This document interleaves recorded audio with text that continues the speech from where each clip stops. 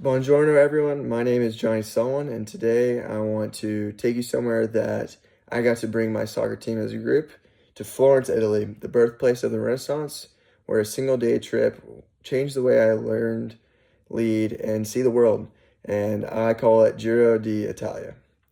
When people ask us what it means to truly experience another culture, I mainly think of food or landmarks or photos, but Florence offered something much deeper. The city that gave the world Michelangelo, Da Vinci, and the Medici family still pulses with a creative energy that's impossible to absorb from a textbook.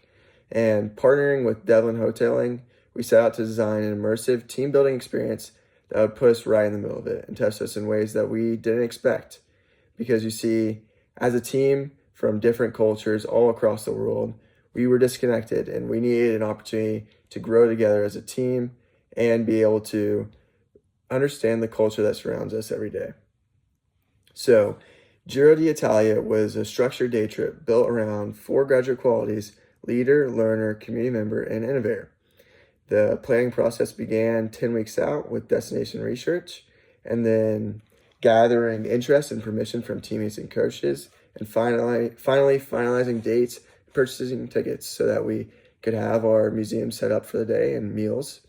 And then obviously the day itself, followed by post-trip reflection, whether that be with the feedback survey I created or just conversations with teammates a couple months after it. Each phase of that timeline wasn't just logistics, it was also practice, and that was practice in initiative, communication, and problem solving under real world pressure. And Florence, the cultural capital of Tuscany, was the perfect stage for all of it because it just dove you right into the thick of it of not being able to speak their language and going at a slower pace than how us Americans normally do. So let's start with leadership. I titled this section Finding My Voice Abroad because that's exactly what happened. I coordinated our group's logistics across four major sites, navigated language barriers to hold real conversations with locals, facilitated 4 evening reflection sessions with Devlin, and made real-time decisions when our schedule fell apart. Before this trip, I'd rate my decisiveness probably a 2 out of 5, and my confidence in group settings isn't much better, probably also a 2. Cross-cultural communication is a 1 because at the end of the day, I'm not really an Italian speaker, but being in those situations, those numbers jump to 4, 5, and 4 respectively. Not because I just read about leadership, because I practiced it under pressure with real stakes, because if I wasn't able to perform as a leader in that situation, then we would have been lost as a group in a completely different city. So, in the learner quality, I called this Learning in the Living Museum because Florence isn't just a city, it's a classroom with a 600-year-old curriculum. We studied Renaissance art and architecture at the Uffizi Gallery, and we researched how the Medici family shaped Western civilization, their patronage, their politics, and their legacy, and how that shaped how we live over here in the US. I kept a daily scholarly journal to process what I was absorbing, and before the trip, I researched multiple destinations across Italy to make sure we chose the location that would offer the richest cultural immersion. Some other destinations that we considered were Pisa, with the Leaning Tower of Pisa, but that was known more as a tourist trap and didn't have the history that we wanted, and then Milan. But the issue with Milan was that it was going to cost too much, and it was also too far of a journey for us to do in one day. The sites we studied in Florence, though, the Uffizi, the Duomo, Palazzo Vecchio, Ponte Vecchio, each one told a different story about power, beauty, and human ambition. And you can't just walk through those places and come out the same. So that's why we decided on Florence as our destination. As a community member, the theme was thinking globally and acting locally. We engaged with local artisans and food market vendors, whether that was out on the street or deeper into the city next to the river. And we didn't want to just be tourists, but curious guests who respect their culture.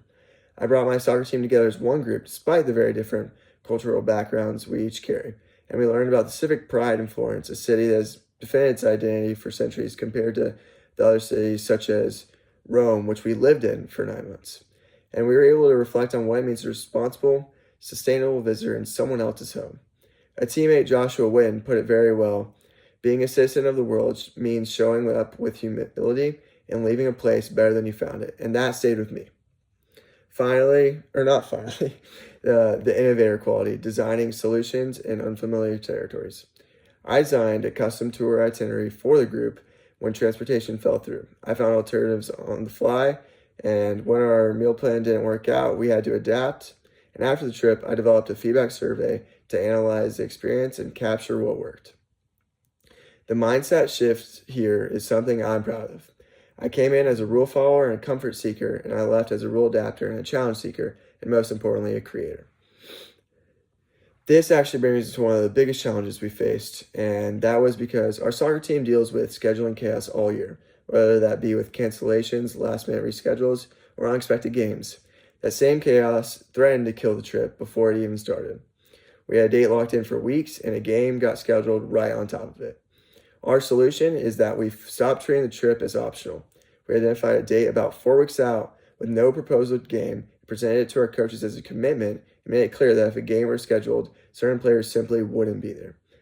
That gave us the security to move forward and purchase accommodations with confidence. And that taught us that flexibility is not a backup plan, it has to be the real plan. None of this, though, would have happened without Devlin Hoteling. We divided our strengths intentionally, as I owned logistics, itinerary design, daily coordination, photo documentation, and reflection facilitation. Devlin brought historical research and context, community connection, journal documentation, and cultural interpretation. Together, we covered each other's blind spots, and the trip was better for it because we were able to work together. So, some impact by the numbers. Here's just what one day in Florence produced. We were able to visit 5+ cultural sites, even though as many more as we were walking through the city. Over 14 journal entries written, 6 new connections with locals, but I'm sure far more with the other people, 4 reflection sessions with Devlin, and 1 community project completed that will help move our team forward. But as Devlin said, the real impact lives in how we see the world now, and those numbers are just the evidence. Before the trip, our team is fractured, and we came from all over the world, and that diversity is a strength, but it hadn't clicked yet. There was some skepticism about whether a day trip like this would feel awkward or forced, but actually it did quite the opposite. It bonded us. And my favorite memory from the entire experience was a 2-hour train ride home. Some teammates were asleep while others were staring out the window, but in my little 4-group section, we were deep into conversation, laughing, and revisiting the day. It was kind of a moment you can't really plan for, and it was just a perfect cap to the perfect day where we're just able to share something real that happened, and we're not disconnecting on phones or technology. The before and after is stark for my confidence. Before Florence, I was hesitant to speak up. I avoided unfamiliar situations, and I saw challenges as a problem. I equated leadership with authority and viewed others with different cultures from a distance.